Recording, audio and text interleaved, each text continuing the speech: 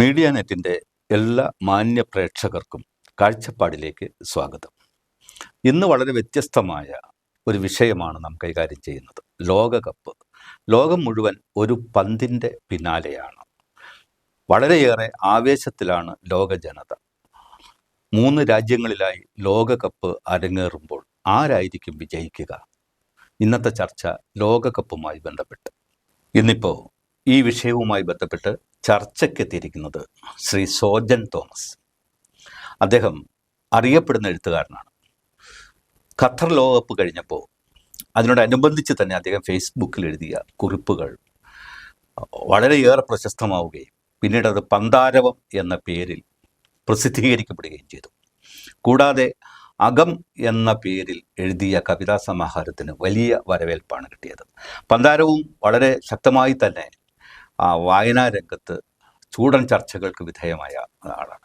വ്യത്യസ്തമായ ശൈലിയിൽ എഴുതുന്നയാളാണ്. അത് മാത്രമല്ല, അദ്ദേഹം ഇൻ്റലിജൻസ്, പ്രത്യേകിച്ച് നമ്മുടെ GST ഡിപ്പാർട്ട്മെൻറ്റിലെ ഡെപ്യൂട്ടി ഇൻ്റലിജൻസ് ഓഫീസർ കൂടിയാണ്. സ്വാഗതം സാർ. സ്വാഗതം സാർ, ഇപ്പോൾ ലോകം മുഴുവൻ ഒരു കാൽപന്ത് മൈതാനമായി മാറുകയും ചുറ്റുപാടും കാണികൾ, ലോകത്തുള്ള മുഴുവൻ ആളുകളും ആർത്തിരമ്പുകയാണ്, ആവേശത്തിമർപ്പിലാണ്. വീണ്ടും ഒരു കാൽപന്തിലേക്ക്, ഒരു ഫുട്ബോളിലേക്ക് ലോകം ചുരുങ്ങിയിരിക്കുകയാണ്. കോടിക്കണക്കിന് ആളുകളാണ് അതിൻ്റെ ആവേശത്തിമർപ്പിൽ ദിവസവും ഓരോ നിമിഷവും പിന്നിടുന്നത്. എന്ത് തോന്നുന്നു സാറിന് ഇത്തവണത്തെ ലോകകപ്പിനെ സംബന്ധിച്ച്? ആദ്യമായി ഇത്തവണത്തെ ലോകകപ്പിന് ഒരുപാട് പ്രത്യേകതകളുണ്ട്. നമ്മൾ കഴിഞ്ഞ വർഷങ്ങളായി കണ്ടുകൊണ്ടിരുന്ന രീതിയിൽ നിന്ന് വ്യത്യസ്തമായ ഒരു തയ്യാറെടുപ്പുകൾ കൂടിയാണ് ഇത്തവണത്തെ ലോകകപ്പ് അരങ്ങേറുന്നത്. 3 വൻകരകളിലായി അമേരിക്ക, മെക്സിക്കോ, കാനഡ, 3 രാജ്യങ്ങളിലായി നടക്കുന്ന ഈ ലോകകപ്പിൽ ഏറ്റവും പ്രത്യേകത എന്ന് പറയുന്നത്, കഴിഞ്ഞ കുറേ വർഷങ്ങളായി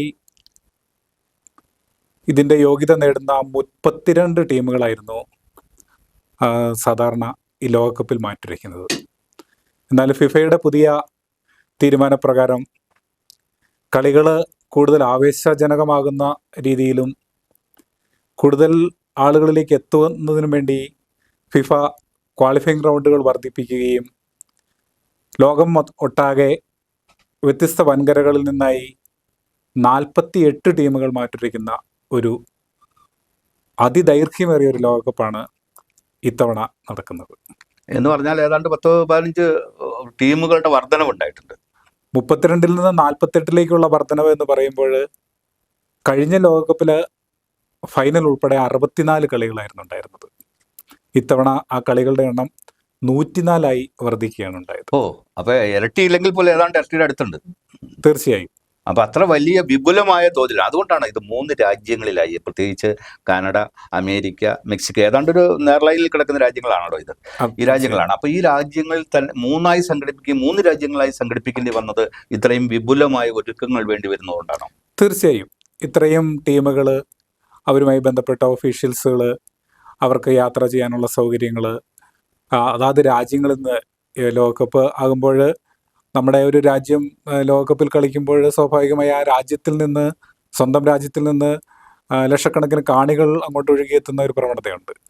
അപ്പം അത്തരത്തിൽ ഈ 48 രാജ്യങ്ങളിലെയും ആളുകളെ അക്കോമഡേറ്റ് ചെയ്യുന്നതിനും കൂടുതൽ വിപുലമായ സാഹചര്യങ്ങൾ ഒരുക്കേണ്ടതുണ്ട്. അതൊക്കെ വെച്ച് നോക്കുമ്പോൾ സാറൊന്ന് ആലോചിച്ച് നോക്കൂ. സാമാന്യം വിപുലമായ വലിയ രാജ്യങ്ങളാണ് ഈ കാനഡയാണ് ഈ കൂട്ടത്തിൽ ഏറ്റവും വലിയ രാജ്യം. കാനഡ, അമേരിക്ക ഒട്ടും ചെറുതല്ല.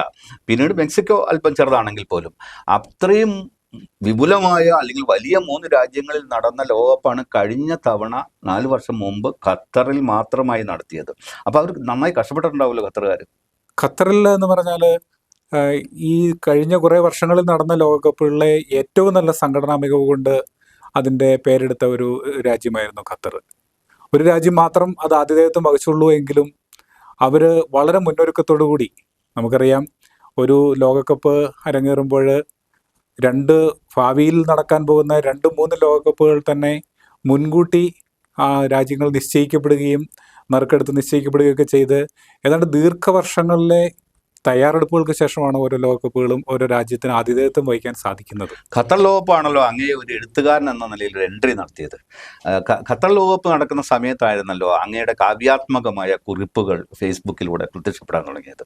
അതാണ് പിന്നീട് പന്താരവുമായി മാറിയെന്ന് ഞാൻ ഇൻട്രൊഡക്ഷനിൽ പറഞ്ഞിരുന്നു.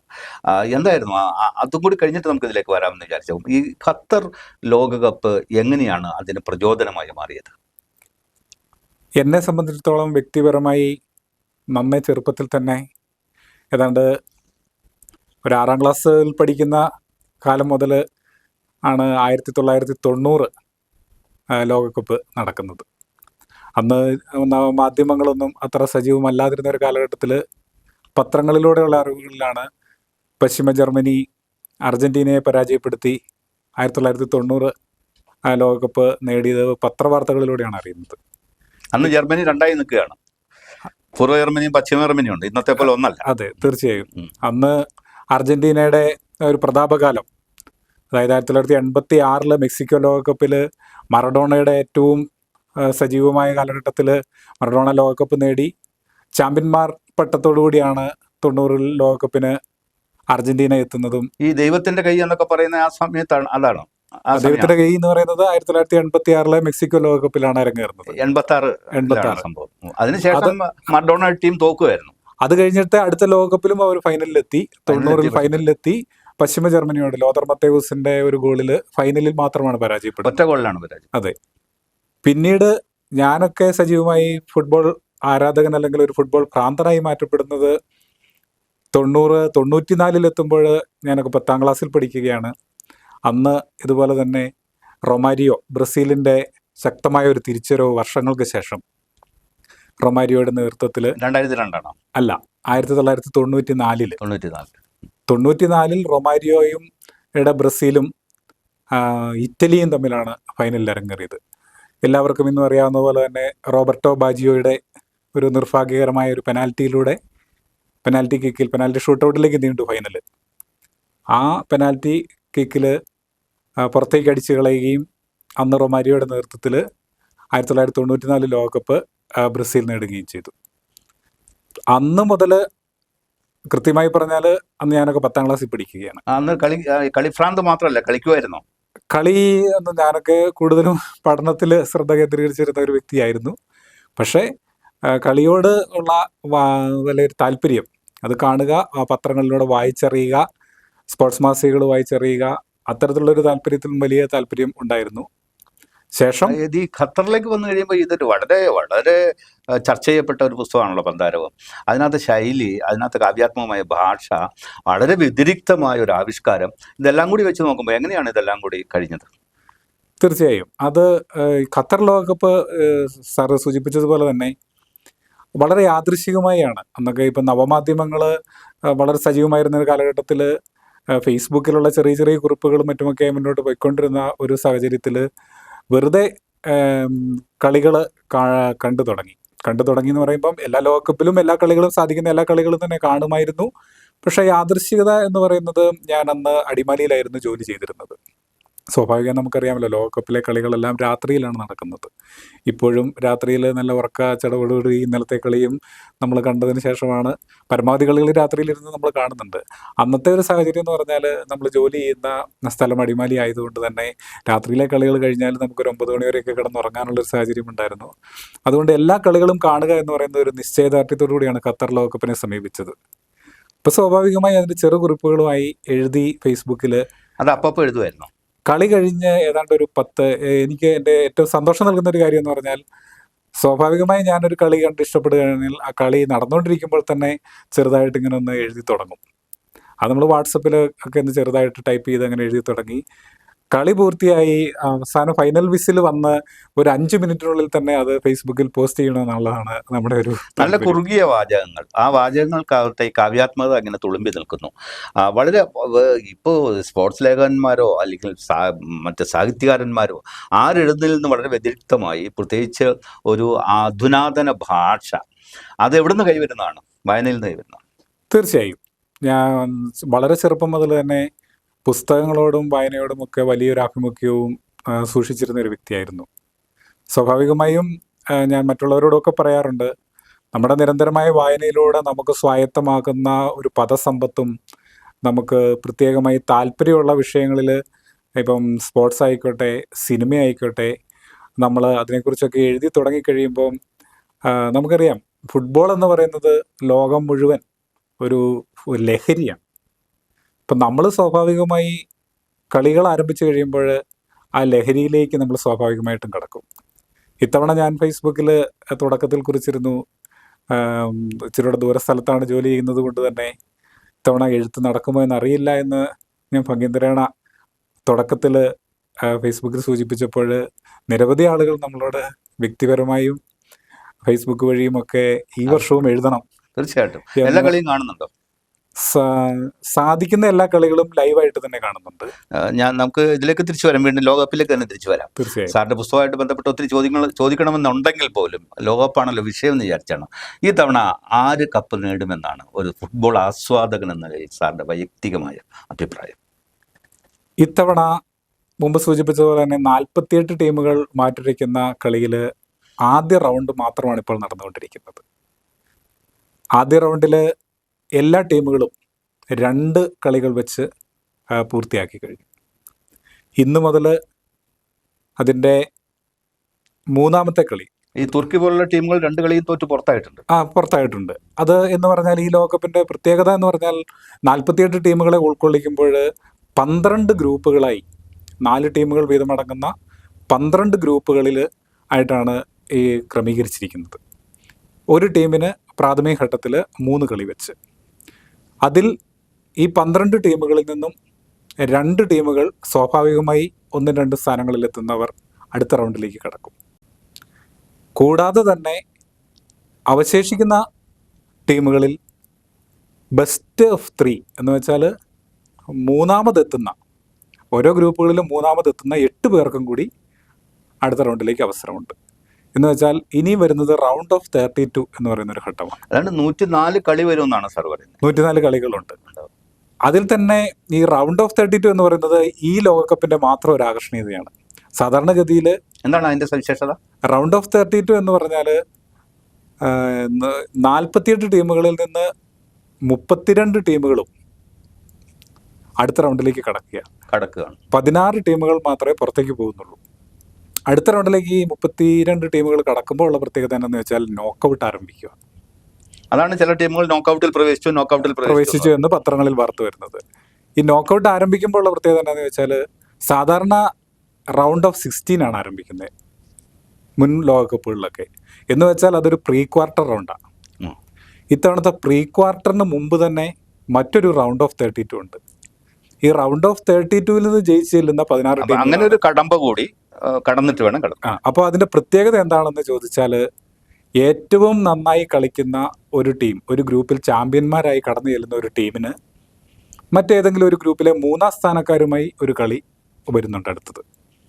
അതൊരു നോക്കൗട്ട് സ്റ്റേജാണ്. വേണമെങ്കിൽ ഒരു ദിവസത്തെ അത്താഴം മുടക്കികളായി ആ 3ാം സ്ഥാനക്കാർ ഇറങ്ങി തിരിച്ചാൽ ഈ ചാമ്പ്യനെ പരാജയപ്പെടുത്തി ചാമ്പ്യന്റെ മുന്നോട്ടുള്ള യാത്ര അവിടെ കൊണ്ട് അവസാനിക്കും. വ്യക്തിപരമായി സാറ് ഏതെങ്കിലും ടീമിനെ പിന്തുണയ്ക്കുന്നുണ്ടോ? തീർച്ചയായും. ഞാൻ ലോകകപ്പിന്റെ ഫാൻ ആയ കാലം മുതൽ ബ്രസീൽ ഫാനാണ്. ലോകകപ്പ് കാണാൻ തുടങ്ങിയ കാലം മുതൽ ബ്രസീലിന്റെ കടുത്ത ആരാധകനാണ്. പിന്നെ 2002-ന് ശേഷം ബ്രസീൽ പിന്നെ നേടിയിട്ടില്ല. 2002-ന് ശേഷം ബ്രസീൽ, അതായത് റൊണാൾഡോ നസാരിയോ, ലോക ഫുട്ബോളിലെ പ്രതിഭാസം, ഫിനോമിനൺ എന്നറിയപ്പെടുന്ന ഫുട്ബോളർ റൊണാൾഡോ നസാരിയോയുടെ കളി മികവിൻ്റെ കാലഘട്ടത്തിൽ റോബർട്ടോ കാർലോസ്, കഫു തുടങ്ങിയ വമ്പൻ താരനിര അണിനിരുന്ന, റൊണാൾഡീഞ്ഞോ ഉൾപ്പെടെയുള്ള വമ്പൻ താരനിര അണിനിരുന്ന കാലഘട്ടത്തിലെ ആ ബ്രസീലിൻ്റെ ഒരു നിഴൽ മാത്രമാണ് ഇന്നത്തെ ബ്രസീൽ ടീമെങ്കിലും ആ ബ്രസീലിനെ നെഞ്ചേറ്റുന്ന ജനതയുടെ എണ്ണത്തിൽ കുറവ് വന്നിട്ടില്ല. സ്വാഭാവികമായി ഞാനൊരു ബ്രസീൽ ഫാനാണ്. ലോകത്ത് ഏറ്റവും കൂടുതൽ ഫാനുള്ളത് ബ്രസീലിനാണോ? ലോക ഫുട്ബോളിൽ ഏറ്റവും കൂടുതൽ ഫാനുള്ളത് അർജന്റീനയ്ക്കും ബ്രസീലിനുമാണ്. അത് നമുക്ക് കൃത്യമായി അതിന്റെ എണ്ണത്തെ കുറിച്ച് പറയാൻ പറ്റില്ല. നമ്മുടെ നാട്ടിൽ പോലും ബ്രസീലിന് അനുകൂലമായ പോസ്റ്ററുകൾ ധാരാളം കാണാം. തീർച്ചയായും. നമ്മളിപ്പോ ഏറ്റവും ആശ്ചര്യകരം ചെന്ന് കഴിഞ്ഞാലേ കൂടുതൽ അതെ, നമ്മൾ ഏറ്റവും ആശ്ചര്യകരമായി നമ്മുടെ നാട്ടിൽ പോലും അടിമാലി പോലീസ് സ്റ്റേഷന്റെ മുമ്പിൽ പോലും ഒരു ഒരു ബ്രസീൽ ബ്രസീൽ ആരാധകരുടെ ഒരു പോസ്റ്റർ പോസ്റ്റ് നമ്മൾ കണ്ടു. തീർച്ചയായും ലോകം തന്നെ നമ്മൾ സാഹിത്യപരമായ ഭാഷയിൽ പറഞ്ഞാൽ ലോകകപ്പ് ആരംഭിക്കുമ്പോൾ ലോകം തന്നെ രണ്ട് വൻകരകളായി തിരിയുന്നു. ഒരു അർജന്റീന എന്ന് പറയുന്ന വൻകരയും ബ്രസീൽ എന്നൊരു വൻകരയുമായി ആയിട്ട് തിരിയുന്നു. തിരിഞ്ഞിട്ടാണ്. അപ്പൊ ഞാൻ ചോദിക്കട്ടെ, ഇത് നെയ്മർ എന്ന് പറയുന്നത് പലപ്പോഴും പരിക്ക് പറ്റി പരിക്കിന്റെ പിടിയിൽ അമർന്നു പോകുന്ന ഏത് കളിയിലും അതെ നെയ്മർ, പിന്നെ എൻട്രിക്ക്, അങ്ങനെയുള്ള ചില കളിക്കാരാണല്ലോ പറയുന്നത്. പക്ഷെ അവര് അങ്ങ് പറഞ്ഞ പോലെ ഇപ്പൊ പഴയ ബ്രസീലിന്റെ നിഴൽ മാത്രമല്ലേ. ബ്രസീൽ എന്ന് പറയുന്നത് ഒരു പ്രതിഭകളുടെ ഒരു വിളനിലമായി എല്ലാ കാലത്തും. മറ്റേതൊരു രാജ്യത്തും കടന്നു വരുന്ന പുതിയ പുതിയ കളിക്കാരെ അപേക്ഷിച്ച് ബ്രസീലിന്റെ ഫുട്ബോൾ ചരിത്രം എന്ന് പറയുന്നത് അവിടെ ജനിച്ചു വീഴുന്ന ഓരോ കുട്ടിയും ഒരു ഫുട്ബോളറാണ്. അവരുടെ തെരുവുകളിൽ പന്ത് തട്ടി കയറി വരുന്നവരാണ്. ഈ സാമ്പാ താളം എന്നൊക്കെ പറയുന്നത് അതുമായിട്ട് ബന്ധപ്പെട്ടാണ്. തീർച്ചയായും സാമ്പാ താളം, കാനറി പക്ഷികൾ, ജോഗോ ബൊണിറ്റോ എന്ന് തുടങ്ങി ഇങ്ങനെയുള്ള പേരുകൾ ഇല്ലേ അവരെ വിശേഷിപ്പിക്കുന്ന, അതായത് ബ്രസീൽ ജനതയുടെ ഒരു ജീവിത രീതികൾ നമ്മൾ പഠിച്ചു കഴിഞ്ഞാൽ മനസ്സിലാക്കേണ്ട കാര്യം എന്താണെന്ന് വെച്ചാൽ അവരെ എപ്പോഴും ആസ്വദിച്ച് ജീവിക്കുന്ന ഒരു സമൂഹമാണ്. ഈ കേരള സമൂഹമായിട്ട് എന്തെങ്കിലുമൊക്കെ ബന്ധമുണ്ടോ? കേരള സമൂഹവുമായിട്ട് ബന്ധമെന്ന് ചോദിച്ചു കഴിഞ്ഞാൽ ചിലരൊക്കെ ചില കാര്യങ്ങൾ താരതമ്യം ചെയ്യണതാണ് ഫുട്ബോൾ ലഹരിയുടെ കാര്യത്തിലൊക്കെ. ഫുട്ബോൾ അവർ തീർച്ചയായും ബ്രസീൽ എന്ന് പറയുന്നത് നമുക്കറിയാവുന്നതുപോലെ തന്നെ ഒരു ക്രൈസ്തവ രാജ്യമാണ്. കൂടുതലായിട്ട് അവരെ വളരെ ആസ്വദിച്ച് ജീവിക്കുന്ന ആളുകളാണ്. കാത്തലിക്കാന്ന് തോന്നുന്നു രാജ്യം പൂർണ്ണമായും കാത്തലിക് ആണ്. റോമൻ കാത്തലിക് ആയിട്ടുള്ള ആളുകളാണ് രാജ്യത്തുള്ളത്. അവിടുത്തെ ഏറ്റവും ലോകത്തിലെ തന്നെ ഏറ്റവും വലിയ പ്രതിമ റെഡിമിയർ പ്രതിമ പ്രസിദ്ധമായിട്ടുള്ള, അവിടെ നിന്ന് ആരംഭിക്കുന്ന അവരുടെ പാരമ്പര്യങ്ങൾ, അത് ഞാൻ പറഞ്ഞു വന്നത്. പിന്നെ നമ്മുടെ ആമസോണൊക്കെ ആയിട്ട് ബന്ധപ്പെട്ട് വല്ലാതെ പൈതൃകം ഉണ്ടല്ലോ നമ്മുടെ. തീർച്ചയായും അത് ഫുട്ബോൾ ലോകകപ്പ് വരുമ്പോൾ ബ്രസീൽ എന്ന് പറയുന്ന ഒരു പേര്. പക്ഷെ യാദൃശ്യം എന്ന് പറയട്ടെ, ഇത്തവണ ബ്രസീൽ ഇല്ലാത്ത ഒരു ലോകകപ്പ് നമ്മൾ കാണേണ്ടി വന്നേനെ. കാരണം ക്വാളിഫയിങ് റൗണ്ടിൽ ബ്രസീൽ കിതച്ചാണ് എത്തിയത്. അവസാനം പുറത്തേക്ക് പോകുമെന്ന് തോന്നുന്ന ഒരു ഘട്ടത്തിലാണ് ബ്രസീൽ വന്നത്. അതിന് കാരണം എന്താണെന്ന് ചോദിച്ചാൽ ബ്രസീലിലെ എല്ലാ കളിക്കാരും, ബ്രസീൽ ടീമിലെ എല്ലാ കളിക്കാരും ഇന്ന് ലോകത്തിലെ വൻകിട മുൻനിര ക്ലബ്ബുകളിൽ കളിക്കുന്ന ആളുകളാണ്. പക്ഷേ വിനീഷ്യസ് ജൂനിയർ ഉൾപ്പെടെ അത് തമ്മിൽ അവരൊരു ടീമായിട്ട് രാജ്യത്ത് കളിക്കുമ്പോൾ അതിന് തക്കതായ ഒരു ഏകോപനം പലപ്പോഴും കാണാൻ പറ്റാത്തൊരു സാഹചര്യം. ലോക നിലവാരം ഉള്ള കളിക്കാർ മുമ്പൊക്കെ എന്ന് പറഞ്ഞാൽ ബ്രസീൽ ടീം എല്ലാ കളിക്കാരും ഏത് ഫോർമേഷനിലും, അതുകൊണ്ടായിരിക്കും അവർ ആദ്യത്തെ കളിയിൽ സമനില വഴങ്ങുകയും രണ്ടാമത്തെ കളിയിൽ ഒരു ഗോൾ ജയിക്കുകയൊക്കെ ചെയ്തത്. രണ്ടാമത്തെ കളിയിൽ 3 ഗോളിനാണ് ജയിച്ചത്. ശരിയാണ്, 3 ഗോളിനാണ്. ആരാധകരുടെ രണ്ടാമത്തെ കളി എന്ന് പറയുന്നത് താരതമ്യേന ദുർബലരായ ടീമുമായിട്ടായിരുന്നു. ബ്രസീലിന്റെ പ്രത്യേകത ആരാധകരെ നിരാശപ്പെടുത്തിയിട്ടില്ല നിലവിൽ. അവരുടെ ഒന്നാമത്തെ കളി കഴിഞ്ഞ ലോകകപ്പിലെ കറുത്ത കുതിരകളായിട്ടുള്ള മൊറോക്കോയുമായിട്ടായിരുന്നു. മൊറോക്കോയുമായിട്ട് സമനിലയിലെത്തി എന്ന് പറയുന്നത് ബ്രസീൽ സെറ്റാകാനെടുത്ത സമയം മാത്രമേ ഉള്ളൂ. അവരുടെ ഈ സൂപ്പർ താരം നെയ്മറിന് സത്യം പറഞ്ഞ ക്രിസ്ത്യാനിയോ ആയിട്ടോ അല്ലെങ്കിൽ ഫ്രാൻസിന്റെ എംബാപ്പെ ആയിട്ടോ അല്ലെങ്കിൽ ഏറ്റവും മിശിക എന്നൊക്കെ വിളിക്കുന്ന ഫുട്ബോളിന് മിശിക എന്ന് വിളിക്കുന്ന മെസ്സി ആയിട്ടുള്ള ആ ഒരു താരതമ്യം ചെയ്യുമ്പോൾ നെയ്മർ പിന്നിലല്ലേ പലപ്പോഴും. നെയ്മർ എന്ന് പറയുന്നത് ഒരു അധ്വാനിച്ച് കളിക്കുന്ന ഒരു കളിക്കാരനാണ്. പിന്നെ നെയ്മറിന്റെ ഒരു സ്ഥാനം എന്ന് പറയുന്നത് നെയ്മർ ഒരു പ്ലേ മേക്കറാണ്. നെയ്മർ ഇല്ലാതെ അതൊരു യന്ത്രം പോലെ ആ ബ്രസീൽ ടീം ചലിക്കില്ല. അത് വർഷങ്ങളായി, അത് നമ്മൾ നേരിട്ട് കണ്ടിട്ടുണ്ട്. നെയ്മർ 2014 ലോകകപ്പിൽ എല്ലാവരും കളിയാക്കി വിളിക്കുന്ന 7up എന്ന് പറഞ്ഞ് കളിയാക്കി വിളിക്കുന്ന ലോകകപ്പിൽ ജർമ്മനിയുടെ ആയിട്ടുള്ള സെമി ഫൈനലിന് തൊട്ട് മുമ്പ് കൊളംബിയയുമായുള്ള മത്സരത്തിൽ സുനിക എന്ന് പറയുന്ന കളിക്കാരൻ ബോധപൂർവം നെയ്മറുടെ പുറത്ത് ചവിട്ടി വീഴിച്ച് നെയ്മർ പരിക്കേറ്റ് പുറത്തുപോയി. തൊട്ടടുത്ത മത്സരത്തിൽ കപ്പിത്താനില്ലാത്ത ഒരു കപ്പൽ പോലായി മാറി ജർമ്മനി ആടിയൊലഞ്ഞു പോയി. ബ്രസീൽ ജർമ്മനിക്ക് മുമ്പിൽ 7-1 പരാജയം സമ്മതിച്ച് ഇന്നും ബ്രസീലിന്റെ എതിരാളികള് കളിയാക്കി വിളിക്കുന്നത് നാണംകെട്ട തോൽവി 7up എന്ന് പറഞ്ഞ ഒരു കളിയാക്കി ഒരു പേര് വരെ വിളിക്കുന്നുണ്ട്. വ്യക്തിപരമായി സാർ ആരുടെ ആരാധകനാണ് ഈ കളിക്കാരിൽ ഇന്ന് ഞാൻ എംബാപ്പയുടെ ആരാധകനാണ്. എന്ന് പറഞ്ഞാല് ഒരു 2018 ലോകകപ്പിലാണ് എംബാപ്പയുടെ ഉദയം. എംബാപ്പെ 19 വയസ്സുകാരനായിട്ട് എംബാപ്പെ എത്തിയിരിക്കുന്ന ലോകകപ്പ്. അന്ന് തന്നെ ആ കിരീടമുത്തമായിരുന്നു. രാജകുമാരനായിട്ട് വന്ന് ക്രൊയേഷ്യയെ തകർത്ത് ഫ്രാൻസ് കിരീടമണിഞ്ഞ 2018 എംബാപ്പയുടെ ഒരു വേഗത ലോകം ഇന്ന് നമിക്കുന്ന ഒരു കളിയാണ്. തൊട്ട് മുമ്പത്തെ സത്യത്തിൽ ലോകകപ്പിൽ 3 ലോകകപ്പ് കളിച്ചപ്പോഴേക്കും ഗോള് 16 എംബാപ്പയുടെ. 6 ഗോള് കളിച്ചവരുടെയൊക്കെ ഇതെന്ന് പറയുന്നത് 18 6 ലോകകപ്പ് കളിച്ചിട്ട്. അതായത് ഈ മെസ്സിയുടെ 18. ഇതുപോലെ തന്നെ ക്രിസ്ത്യാനോയുടെയും 18 തോന്നുന്നു. ഇല്ല, അത്ര എത്തിയിട്ടില്ല. 10 ഗോളുകളെ എത്തിയുള്ളൂ. അപ്പോ ഈ രണ്ടാണ് ഇവർ തമ്മിലുള്ള വ്യത്യാസം. അതായത് ഈ ഫ്രാൻസിന്റെ എംബാപ്പയും ഈ അർജന്റീനയുടെ. തീർച്ചയായും എംബാപ്പയും മെസ്സിയുമായിട്ടുള്ള നമ്മളൊരു താരതമ്യത്തിന് മുതിരേണ്ടതില്ല. കഴിഞ്ഞ ലോകകപ്പിൽ ഒരു എംബാപ്പ അടിച്ചെടുത്തേനല്ലേ? കഴിഞ്ഞ ലോകകപ്പ് നമുക്കറിയാം, ലോകകപ്പുകളുടെ ഫൈനലുകളുടെ ചരിത്രത്തിലെ ഏറ്റവും വലിയ ലോകകപ്പ് എന്ന് വേണമെങ്കിൽ വിശേഷിപ്പിക്കാം. 2 ഗോളുകൾക്ക് പിന്നിൽ നിന്ന് സമനിലയ്ക്ക് പിരിഞ്ഞ് അതിനുശേഷം സമനില കഴിഞ്ഞ് തിരിച്ചു വന്ന് 2 ഗോളുകൾ അടിച്ച് നിശ്ചിത സമയത്ത് തുല്യനിലയിലെത്തി. അധിക സമയത്ത് വീണ്ടും എംബാപ്പെ 1 ഗോൾ അടിച്ചു, മെസ്സി 1 ഗോൾ അടിച്ച് 3-3 പെനാൽറ്റി ഷൂട്ട് ഔട്ടിലേക്ക് പോയി.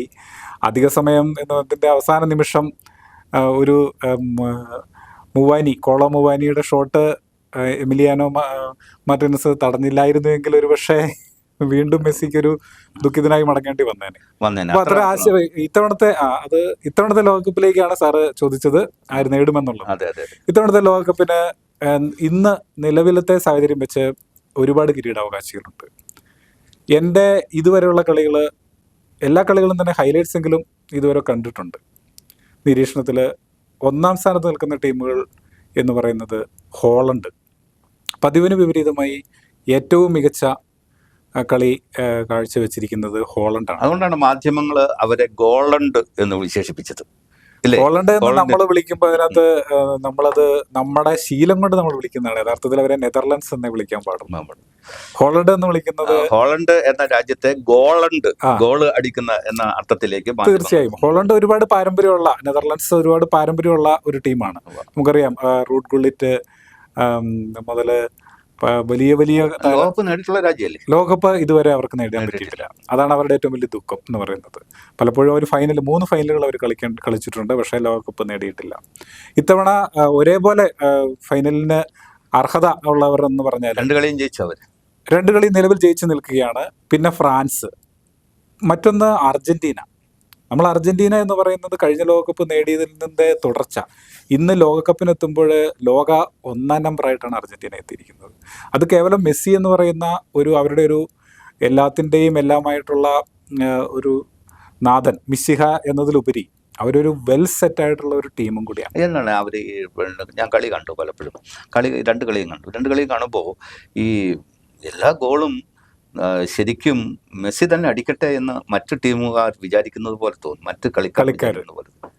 അങ്ങനെയുണ്ടോ? അങ്ങനെയല്ല. അതിൻ്റെ മുൻപ് അവരതിൻ്റെ കളിയുടെ സ്ട്രാറ്റജി ഇപ്പോൾ ചെറുതായിട്ട് സ്കൊലേണി മാറ്റിയിരിക്കുകയാണ്. മുമ്പ് മെസ്സി ഒരു പ്ലേ മേക്കർ, ഷീറ്റ് ആങ്കർ റോളിലായിരുന്നു.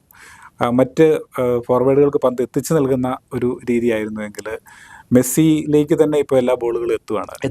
ഈ തവണത്തെ ഒരു ക്രോസിംഗ് സാർ ശ്രദ്ധിച്ചു കാണും. ആ ക്രോസിംഗ് ആ പന്തിങ് വന്നത് വേണമെങ്കിൽ നടുക്ക് നിൽക്കുന്ന ആളുടെ പേര് എനിക്ക് അറിഞ്ഞുകൂടാ, അദ്ദേഹത്തിന് അടിച്ചിടാവുന്നേ ഉള്ളൂ. പക്ഷെ അത് അദ്ദേഹം പാസ് ചെയ്ത് എന്ന് പറഞ്ഞത് ഓടി വന്ന് മെസ്സിയെ കൊണ്ട് അടിപ്പിക്കുക. തീർച്ചയായും അത് ഒരു തരത്തിൽ മെസ്സിക്ക് ഫിനിഷർ എന്നുള്ള നിലയിൽ അതിനെ നമ്മൾ മെസ്സിയുടെ കഴിവാണ് അവർ അംഗീകരിക്കുന്നത്. നമ്മളതിനെ വിലയിരുത്തുമ്പോൾ ആ കളിക്കാർക്കെല്ലാം അവരുടെ നാഥനായി കാണുന്നത് മെസ്സിയെയാണ്. ഈ പോർച്ചുഗലിലെ ക്രിസ്ത്യാനോയ്ക്ക് ഈ പറയുന്ന ഒരു സപ്പോർട്ട് കിട്ടുന്നുണ്ടോ? ക്രിസ്ത്യാനോയ്ക്ക് ഇന്നലെ പൂർത്തിയായ കളിയിൽ ക്രിസ്ത്യാനോയ്ക്ക് അവസരം കിട്ടിയപ്പോൾ 2 ഗോളുകൾ അടിച്ചു. യഥാർത്ഥത്തിൽ ആദ്യ കളിയിൽ ക്രിസ്ത്യാനോ വളരെ ദുഃഖിതനായിരുന്നു. ഞാൻ പന്താരവത്തിൽ എഴുതിയപ്പോൾ കഴിഞ്ഞ ലോകകപ്പോടുകൂടി മടങ്ങും എന്ന് നമ്മൾ വിചാരിച്ച പല ആളുകളും ഞാൻ അവസാനത്തെ ലോകകപ്പായിരിക്കും എന്ന് നമ്മുടെ ഒരു വിവക്ഷ. ക്രിസ്ത്യാനോ, മെസ്സി, ലൂക്ക മോഡ്രിച്ച് അന്ന് തുടങ്ങിയുള്ള താരങ്ങൾ കഴിഞ്ഞ ലോകകപ്പോടുകൂടി അവസാനിക്കുമെന്ന് കരുതിയവരുടെ അവരുടെ ഒരു പ്രതിഭ കൊണ്ടും അവരുടെ ഒരു കമ്മിറ്റ്മെൻറ്റ് കൊണ്ടും അവർ ഈ ലോകകപ്പുകളിലും എത്തി. അവരെല്ലാം ഗോൾ അടിച്ചു കൂട്ടുന്നു, അവരെല്ലാം ടോപ്പ് സ്കോറർ ലിസ്റ്റിലേക്ക് എത്തിക്കൊണ്ടിരിക്കുന്നു. സാർ 39, 40, 41 വയസ്സെന്നൊക്കെയാണ് പറയുന്നത്. ഈ ഫുട്ബോളിൽ സത്യത്തിൽ ഈ 1.5 മണിക്കൂറിലെ ഓട്ടം നിസ്സാരമാണോ? ചിലപ്പോൾ 2 മണിക്കൂർ, 2.25 മണിക്കൂറൊക്കെ വേണ്ടി വരുമല്ലോ. ക്രിസ്ത്യാനോ റൊണാൾഡോ 41 വയസ്സ് പൂർത്തിയായി. മെസ്സി ഇന്നലെ 39 വയസ്സ് പൂർത്തി. 39 വയസ്സ്. മെസ്സിയോട് ഒരു അഭിമുഖത്തിൽ ചോദിച്ചു കഴിഞ്ഞപ്പോൾ മെസ്സി പറഞ്ഞത്, ഞാൻ ക്ഷീണിതനാണ്. ഇന്നലത്തെ അഭിമുഖത്തിൽ മെസ്സി പറഞ്ഞത്, ഞാൻ ക്ഷീണിതനാണ്, ഞാൻ എൻ്റെ അവശേഷിക്കുന്ന ആരോഗ്യം കൂടി ഞാൻ ആഗ്രഹിക്കുന്ന ഈ കളിയിലേക്ക് ഞാൻ നിക്ഷേപിച്ചുകൊണ്ട് ഞാൻ അങ്ങ് മുന്നോട്ട് പോയിക്കൊണ്ടിരിക്കുകയാണ്. അല്ല, ഒരു മട്ട് കണ്ടാൽ ചിലപ്പോൾ അടുത്ത ലോകകപ്പിലും കളിച്ചേക്കും തോന്നും. കാരണം യാതൊരു ക്ഷീണവും അനുഭവപ്പെടുന്നില്ല അദ്ദേഹം അങ്ങനെ പറഞ്ഞെങ്കിലും. തീർച്ചയായും. ഇപ്പോൾ കുറച്ച് മുമ്പ് വന്ന ഒരു വാർത്ത നമ്മൾ ഫേസ്ബുക്കിലൊക്കെ കണ്ടത്, വിരമിക്കുന്നതിന് ഉദ്ദേശമില്ല, ചിലപ്പോൾ അടുത്ത 2030 ലോകകപ്പുകളിലേക്കും കൂടെ അപ്പോൾ ഒരു 43 വയസ്സേ ആവുകയുള്ളൂ. അതൊക്കെ ഒരു ചരിത്രമായി മാറും. 7 ലോകകപ്പ് കളിക്കും. ഇപ്പൊ നമുക്ക് ക്രിസ്ത്യാനോ റൊണാൾഡോ ഇന്നലെ പൂർത്തിയാക്കിയത് 6 ലോകകപ്പുകളും കളിക്കുകയും 6 ലോകകപ്പുകളും ഗോൾ നേടുകയും ചെയ്തു എന്നുള്ള ഏറ്റവും വലിയൊരു ചരിത്രം രേഖപ്പെടുത്തി കഴിഞ്ഞു. ഇതൊക്കെ വലിയൊരു സംഭവമായി മാറുകയാണ്. അപ്പോഴും സാറ് പറഞ്ഞില്ല, വ്യക്തിപരമായി 3-4 പേരെ പറഞ്ഞതല്ലാതെ ആരെയാണ് ഏറ്റവും കൂടുതൽ ഇഷ്ടമെന്ന് പറഞ്ഞില്ല. വ്യക്തിപരമായി കളിക്കാരിൽ ഞാൻ ഇന്ന് ഏറ്റവും അധികം ഇഷ്ടപ്പെടുന്നത് എംബാപ്പയാണ്. ആദ്യം സൂചിപ്പിച്ചിരുന്നു. മറ്റൊന്ന്, ഞാൻ ഈ ലോകകപ്പിന്റെ പ്രത്യേകതയായിട്ട് കാണുന്നത് എർലിംഗ് ഹാലൻഡ്. ഒരു വർഷങ്ങൾക്ക് ശേഷം, കൃത്യമായി പറഞ്ഞാൽ റൊണാൾഡോ നസാരിയോയുടെ കാലഘട്ടത്തിന് ശേഷം ഒരു ഗോളടി യന്ത്രം എന്ന് നമുക്ക് വിശേഷിപ്പിക്കാവുന്ന ഒരു കളിക്കാരനാണ് നോർവേയുടെ എർലിംഗ് ഹാലൻഡ്. ഈ ലോകകപ്പിന്റെ ഏറ്റവും വലിയ പ്രത്യേകതയും ഒന്നാണ്, 28 വർഷങ്ങൾക്ക് ശേഷം നോർവേ 1998 ശേഷം വൈക്കിങ്ങുകൾ എന്ന പേരിലാണ് അവർ അറിയപ്പെടുന്നത്. നമുക്കറിയാം, അറ്റ്ലാന്റ ദ്വീപസമൂഹത്തിൽ കടൽ കൊള്ളക്കാരായിട്ട് വന്ന വൈക്കിംഗ് സമൂഹം, അവരുടെ പാരമ്പര്യമായിട്ട് അങ്ങനെയാണ് പറയുന്നത്. വൈക്കിങ്ങുകൾ ഈ ലോകകപ്പിനെത്തി. അവർ ഇന്നലത്തെ അവരുടെ സെലിബ്രേഷൻ തന്നെ വൈക്കിങ്ങിന്റെ താളത്തോട് ജയിച്ചതിന്റെ ഒരു സെലിബ്രേഷൻ വൈക്കിംഗ് 3-2 ജയിച്ചത്. പക്ഷെ അത് സെനഗൽ നല്ലൊരു ടീമാണ്. സെനഗൽ അവസാന 20 മിനിറ്റിൽ സെനഗൽ മികച്ച കളി കാഴ്ചവെച്ചു. എർലിംഗ് ഹാലൻഡ്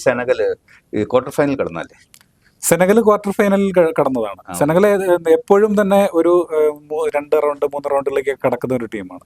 ഞാൻ ഈ നോർവേയുടെ കാര്യം പറഞ്ഞു, ഇപ്പോൾ സാറ് സൂചിപ്പിച്ച പോലെ തന്നെ ഈ ലോകകപ്പിലെ എർലിംഗ് ഹാലൻഡിനെ കുറിച്ച് നമ്മൾ കൂടുതലായിട്ട് പറയേണ്ടതുണ്ട്. കാരണം എർലിംഗ് ഹാലൻഡ് എങ്ങനെ ഗോൾ അടിക്കുന്നു എന്നറിയാൻ നമ്മൾ ഈ പത്രങ്ങളിൽ എല്ലാ ദിവസവും മറ്റേ ലീഗ് കളികൾ നടക്കുമ്പോൾ അത് ശ്രദ്ധിക്കാറുണ്ട്. അപ്പോൾ എല്ലാ കളികളിലും മാഞ്ചസ്റ്റർ സിറ്റിക്ക് വേണ്ടി ബൊറൂസിയ ഡോർട്ട്മുണ്ടിലൂടെയാണ് എർലിംഗ് ഹാലൻഡ് ആദ്യമായിട്ട് പ്രാഗൽഭ്യം തെളിയിച്ചത്. പിന്നീട് മാഞ്ചസ്റ്റർ സിറ്റിയിലേക്ക് മാറി. മാഞ്ചസ്റ്റർ സിറ്റിക്ക് വേണ്ടി എല്ലാ കളിയിലും ഗോളടിക്കുന്ന ഒരു വ്യക്തിയായി മാറി. ഇതെങ്ങനെ ഗോളടിക്കുന്നു എന്നറിയാൻ ഞാൻ ചില മാഞ്ചസ്റ്റർ സിറ്റിയുടെ ചില കളികൾ കണ്ടു നോക്കി. അപ്പോൾ നമ്മൾ മനസ്സിലാക്കിയ ഒരു കാര്യം, ഇദ്ദേഹത്തിൻ്റെ ശരീരമാണ് ഏറ്റവും പ്രത്യേകമായിട്ട് ഈ ഗോളടിക്കുന്നതിന് വേണ്ടി ഉപയോഗിക്കുന്നത്. കാല് വെച്ചാണ് അടിക്കുന്നത്. പക്ഷേ ഒരു നമ്മുടെ മലയാളികളുടെ ഭാഗത്ത് എന്ന് പറഞ്ഞാൽ ഒരു കളരി അഭ്യാസിയുടെ ഒരു ശരീരപ്രകൃതിയാണ്. ഏത് രീതിയിലും അദ്ദേഹത്തിന് ശരീരം വഴങ്ങും. പെനാൽറ്റി ബോക്സിൽ ബോൾ എങ്ങനെ എത്തിയാലും അതിലേക്ക് കാലോ തലയോ എത്തിക്കുന്ന രീതിയിൽ അദ്ദേഹം ശരീരത്തെ പ്രത്യേകമായിട്ട്, കഴിഞ്ഞ ദിവസത്തെ ഗോളുകൾ ശ്രദ്ധിച്ചാലും അറിയാം, അങ്ങനെ അദ്ദേഹം ഏറ്റവും വലിയ ഫിനിഷറാണ്. അപ്പം നോർവേ ഈ ലോകകപ്പിൽ കുറച്ചധികം മുന്നോട്ട് പോകും. വേണമെങ്കിൽ ഒരു കറുത്ത കുതിരകൾ എന്നുള്ള രീതിയിലേക്ക് തന്നെ മുന്നോട്ട് പോകാൻ സാധ്യതയുള്ള ഒരു ടീമായിട്ട് നോർവേയെ ഞാൻ കാണുന്നുണ്ട്. തീർച്ചയായും. അപ്പോൾ ഏത് ടീം എത്തും എന്നൊക്കെ നമുക്ക് അവസാനം നോക്കി അറിയാനാവുള്ളൂ.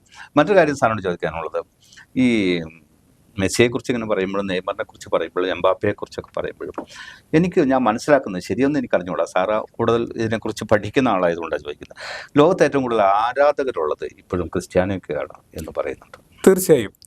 672 മില്യൺ ഫോളോവേഴ്സാണ് ഇൻസ്റ്റാഗ്രാമിൽ ക്രിസ്ത്യാനോയ്ക്കുള്ളത്. എന്ന് വെച്ചാൽ റൊണാൾഡോയുടെ ആരാധകർ പറയുന്നത് ലോകത്തിലെ 3ാമത്തെ രാഷ്ട്രമായി, അത്ര ആളുകളെ ചേർത്തൊരു രാഷ്ട്രം ഉണ്ടാക്കിയാൽ ലോകത്തിലെ 3ാമത്തെ രാഷ്ട്രമായി റൊണാൾഡോ ആരാധകരെ പ്രതിഷ്ഠിക്കാമെന്ന് വരെ പറയുന്നുണ്ട്. അദ്ദേഹത്തിൻ്റെ കളി സത്യത്തിൽ ഇങ്ങനെയൊക്കെ ആണെങ്കിലും അദ്ദേഹം ഈ 18 ഗോൾ അല്ല, ഇത്രയും ഗോളിലേക്ക് എത്തിയിട്ടില്ല. മറ്റൊന്ന്, അദ്ദേഹം മറ്റുള്ള കളിക്കാരെ അത്ര ചേർത്ത് പിടിക്കുന്നില്ല, സ്വന്തം ഗോളടിക്കുന്നതിൽ കൂടുതൽ താല്പര്യം കാണിക്കുന്നു. ഇങ്ങനെയൊക്കെയുള്ള കുറേ ആരോപണങ്ങളും അദ്ദേഹത്തിൻ്റെ പേരിലുണ്ട്. എന്നിട്ട് എന്തുകൊണ്ടായിരിക്കും ഇങ്ങനെ? ക്രിസ്ത്യാനോ റൊണാൾഡോയുടെ കളി മികവ്, അദ്ദേഹത്തിൻ്റെ ഫിറ്റ്നസ്, കഴിഞ്ഞ ദിവസം ഒരു പഠനം കണ്ടത് ജെൻസി കുട്ടികൾ അധികവും ക്രിസ്ത്യാനോ റൊണാൾഡോയുടെ ആരാധകരാണ്. യഥാർത്ഥത്തിൽ ഈ ക്രിസ്ത്യാനോ റൊണാൾഡോയുടെ ഏറ്റവും പീക്ക് ടൈമിൽ കളിച്ചുകൊണ്ടിരുന്ന കാലഘട്ടത്തിൽ ജനിക്കാത്ത കുട്ടികൾ വരെ ഈ ക്രിസ്ത്യാനോ റൊണാൾഡോയുടെ ആരാധകർ എങ്ങനെയായി എന്ന് ഇങ്ങനെ ഒരു പഠനം നടത്തി കഴിഞ്ഞപ്പം പറഞ്ഞത് കാര്യം എന്ന് വെച്ചാൽ, അദ്ദേഹത്തിൻ്റെ ഫിസിക്കൽ ഫിറ്റ്നസ്, 6 പാക്ക്, അദ്ദേഹം അദ്ദേഹത്തിന്റെ ജേഴ്സി ഇല്ലാതെ നിൽക്കുന്ന, നമ്മൾ പല പോസ്റ്ററുകളും കണ്ടു കഴിഞ്ഞാൽ ജേഴ്സി ഇല്ലാതെ അദ്ദേഹത്തിന്റെ 6 പാക്ക് കാണിച്ചുകൊണ്ട് നിൽക്കുന്ന ഒരു ശരീരപ്രകൃതിയാണ്. കുട്ടികൾക്ക് CR7 എന്ന് പറയുന്നത്, എൻ്റെ മൂത്ത മകൻ ഇന്നലെ ഞാൻ ഗോളടിച്ചപ്പോൾ, ക്രിസ്ത്യാനോ ഗോളടിച്ചപ്പോൾ അവൻ്റെ ഒരു സന്തോഷം, അവൻ CR7 ഫാനാണ്. അപ്പം ഞാൻ അവനോട് പലപ്പോഴും ഇത്രയും പ്രായമായ ആളെന്നുള്ള നിലയിൽ പലപ്പോഴും തർക്കിക്കുകയൊക്കെ ചെയ്യുമായിരുന്നു. പക്ഷേ ആ ഗോൾ അടിച്ചു കഴിഞ്ഞപ്പോൾ അവരുടെ ഒരു പൊട്ടിത്തെറിക്കൽ, ആ ഒരു ബേസ്റ്റ് ഔട്ട് എന്ന് പറയുന്നത്, ജെൻസി പിള്ളേർ CR7 വലിയ ആരാധകരാണ്. പിന്നീട് മെസ്സിക്ക് പറയുന്ന ഒരു ആകാരഭംഗി അത്ര ഇല്ലെന്ന് തോന്നുന്നു. മെസ്സിയെ നമ്മൾ ഒരു വ്യക്തിപരമായി നിരീക്ഷിച്ചു കഴിഞ്ഞാൽ മെസ്സിയുടെ ശരീരപ്രകൃതി കണ്ടാൽ ഒരു ഫുട്ബോൾ പ്ലെയർ എന്നുള്ള ഒരു തോന്നില്ല, ഫുട്ബോൾ പ്ലെയർ ആയിട്ട് തോന്നത്തില്ല. പക്ഷെ മെസ്സിയുടെ കളി എന്ന് പറയുന്നത് അതൊരു കളി അഴകാണ്. ഞാൻ മെസ്സിയിൽ കാണുന്ന ഏറ്റവും വലിയ പ്രത്യേകത എന്ന് പറഞ്ഞാൽ ഏറ്റവും ഭാവന സംബന്ധമായി കളിക്കുന്നയാള് തീർച്ചയായിട്ടും മെസ്സിയാണ്. കാരണം പന്ത് കിട്ടിക്കഴിഞ്ഞാൽ പിന്നെ പലരും വെട്ടിച്ച് കൊണ്ടുപോകുന്നതിൽ പണ്ട് വലിയ പെലയൊക്കെ പോയ പോലെ പോകാൻ അറിയാം. മൈതാനത്തെ പഴുതുകൾ കണ്ടെത്താൻ, അതുപോലെ ഓരോ പൊസിഷനുകളിലേക്കും ബോള് എങ്ങോട്ടേക്ക് നീക്കി നൽകണം എന്ന് മെസ്സിയോളം അറിയാവുന്ന മറ്റൊരാള് ഇന്ന് നിലവിൽ ഫുട്ബോൾ കളിക്കുന്നില്ല. അതാണ് മെസ്സിയുടെ ഏറ്റവും വലിയൊരു അഡ്വാൻറ്റേജ് എന്ന് പറയുന്നത്. എത്ര വലിയ ബ്ലോക്കുകൾ വന്നാലും, എത്ര വലിയ പ്രതിരോധങ്ങൾ, നമുക്കിപ്പോൾ അറിയാം ലോകകപ്പ് പുതിയൊരു സംവിധാനത്തിലേക്കും കൂടെ വരികയാണ്. എന്ന് വെച്ചാൽ കളിയുടെ രീതി, ബസ് പാർക്കിംഗ് എന്ന് പറഞ്ഞ, സാറ് അത് ശ്രദ്ധയിൽപ്പെട്ടിട്ടുണ്ടോ എന്നറിയില്ല.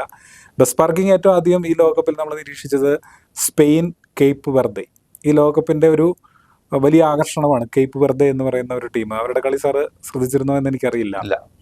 ആദ്യ കളി, സ്പെയിനിൻ്റെ ആദ്യ കളി, കേപ്പ് വെർദെ എന്ന് പറയുന്ന ഒരു രാജ്യത്തെക്കുറിച്ച് ആർക്കും അറിയില്ലായിരുന്നു. വെസ്റ്റേൺ ആഫ്രിക്കയുടെ തീരങ്ങളിലുള്ള ഒരു ദ്വീപാണ്. ഏതാണ്ട് ഒരു 5.5 ലക്ഷം ആളുകളെ അവിടെ വസിക്കുന്നുള്ളൂ.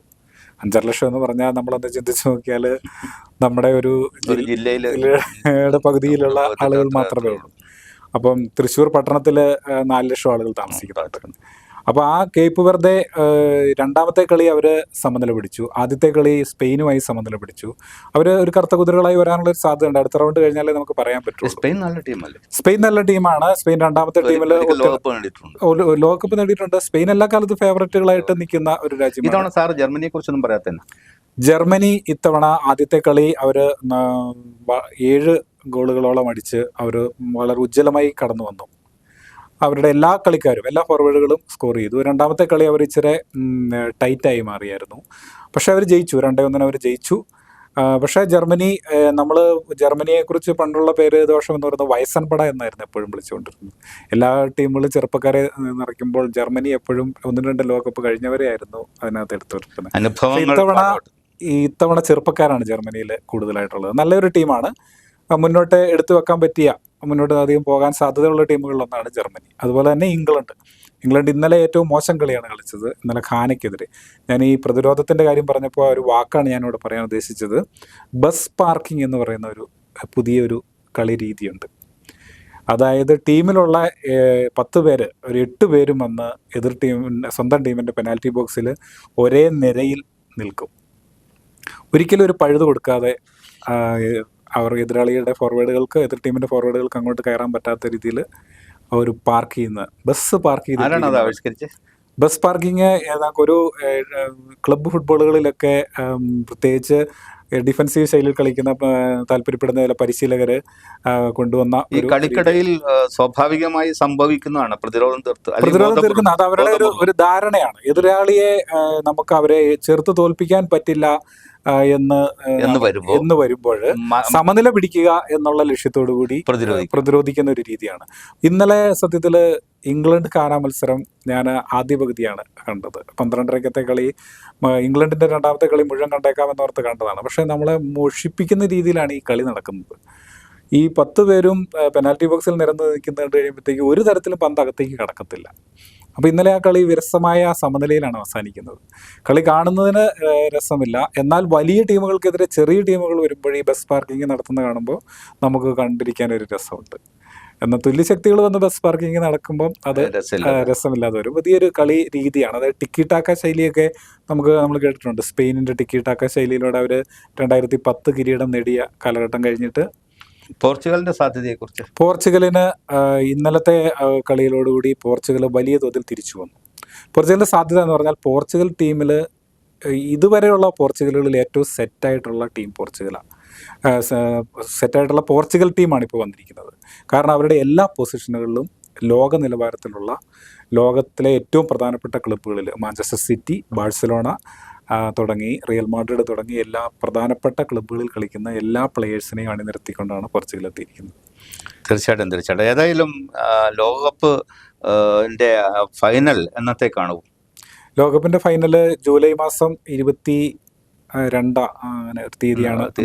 ജൂലൈ മാസം അവസാനത്തിലേക്കാണ്. ഇത്രയും കളികൾ ഇപ്പം തന്നെ ഇന്ന് 3 റൗണ്ടുകൾ ആരംഭിച്ചു. ഒന്നാം റൗണ്ടിലെ 3ാമത്തെ കളികൾ ആരംഭിക്കുന്നു. അടുത്ത റൗണ്ടിലേക്ക് മുതൽ നോക്കൗട്ടുകൾ ആരംഭിക്കും. അന്നേരമാണ് യഥാർത്ഥ ലോകകപ്പിൻ്റെ വാശിയിലേക്ക് കടക്കുന്നത്.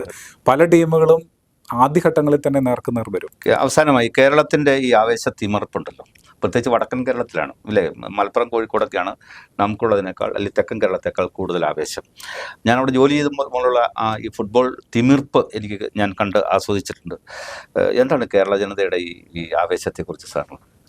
കേരളം എന്ന് പറയുന്നത് ഫുട്ബോൾ വന്നു കഴിയുമ്പോൾ, ഫുട്ബോൾ ലോകകപ്പുകൾ വന്നു കഴിയുമ്പോൾ കേരളം നമ്മൾ ആശ്ചര്യത്തോടു കൂടി കാണേണ്ട ഒരു പ്രത്യേകത കൂടിയാണത്.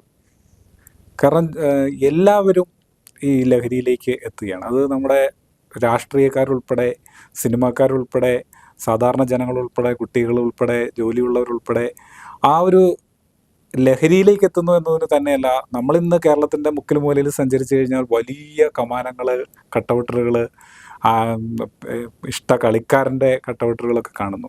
നമ്മളതിനെ പോസിറ്റീവായിട്ടാണ് കാണേണ്ടത്. ലോകം മുഴുവൻ ഇങ്ങനെ ഒരു പന്തിൻ്റെ പിന്നാലെ ഓടുന്ന ആളുകളെ നോക്കിയിരിക്കുമ്പോൾ ഇതുവഴി ലോകത്തിനുണ്ടാകുന്ന ഗുണപരമായ സവിശേഷത ഉണ്ടാവുമെന്നാണ് സാർ വിചാരിക്കുന്നത്? തീർച്ചയായും. ലോകം ഇന്ന് വ്യത്യസ്തങ്ങളായ രീതിയിൽ പലതര സംഘർഷാവസ്ഥകളിലൂടെ കടന്നു പോവുകയാണ്. നമുക്കറിയാം, ഇറാൻ ഈ ലോകകപ്പ് കളിക്കുന്നുണ്ട്. ഇറാൻ ലോകകപ്പ് കളിക്കുമ്പോൾ അമേരിക്കയിൽ നടക്കുന്ന ലോകകപ്പ് ഇറാൻ കളിക്കുന്നു എന്ന് പറയുമ്പോൾ നമ്മളതിനെ എങ്ങനെ അതിനെ കാണാം? മാനവികതയെ എങ്ങനെ കാണണം? കാരണം നിന്റെ വെടിയേറ്റ് ഞാൻ മരിക്കും എന്ന് വിചാരിച്ച് അന്തിയുറങ്ങുന്ന ഇറാനിലെ ജനതയുടെ അടുത്തേക്ക് വരൂ, നമുക്ക് സൗഹൃദത്തിൻ്റെ മാനവികതയുടെ ലോകകപ്പ് പന്തുരുട്ടാം എന്ന് പറഞ്ഞുകൊണ്ട് ഇറാൻ അങ്ങോട്ടേക്ക് എത്തി. മാസങ്ങളായി അവരുടെ ബയോണറ്റുകളും അവരുടെ മിസൈലുകളും നെഞ്ചേറ്റ് അവരുടെ കൂടപ്പിറന്നവർ ചോര വാർന്ന് മരിച്ച ഒരു ദേശത്തേക്ക് പന്ത് തട്ടാൻ ചെല്ലുന്നതിൻ്റെ ആവളം വലിയ മാനവികതയെ. തീർച്ചയായിട്ടും അതൊരു വലിയ സൗഹാർദ്ദമാണ്, മാനവികതയാണ് സാർ. അതാണ് അതിലെ ഏറ്റവും വലിയ സന്ദേശം.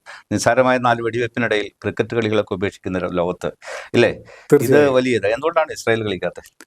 ഇസ്രായേൽ യോഗ്യത നേടാൻ ഇസ്രായേലിന് പലപ്പോഴും സാധിക്കാറില്ല. ലോകകപ്പിന്റെ വേദിയിലോട്ടൊന്നും കടന്നു വരാനുള്ള ഒരു സാഹചര്യം.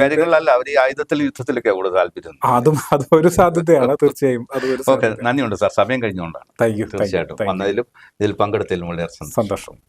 ചർച്ച അവസാനിക്കുമ്പോൾ പുതിയ വിശേഷങ്ങളാണ് പ്രേക്ഷകർ അറിയുക. കഴിഞ്ഞ തവണത്തിൽ നിന്ന് വ്യത്യസ്തമായി 32 ടീമുകൾക്കപ്പുറം 48 ടീമുകളാണ്, 104 കളികളാണ്. ഈ തവണ 3 രാജ്യങ്ങളിലായി ലോകകപ്പ് അരങ്ങേറുമ്പോൾ പഴയ കാലത്തെ അപേക്ഷിച്ച് ഒട്ടേറെ തയ്യാറെടുപ്പുകൾ ആവേശോജ്വലമായി വേണ്ടിവരുന്ന കാലത്താണ് ഇത് നടക്കുന്നത്.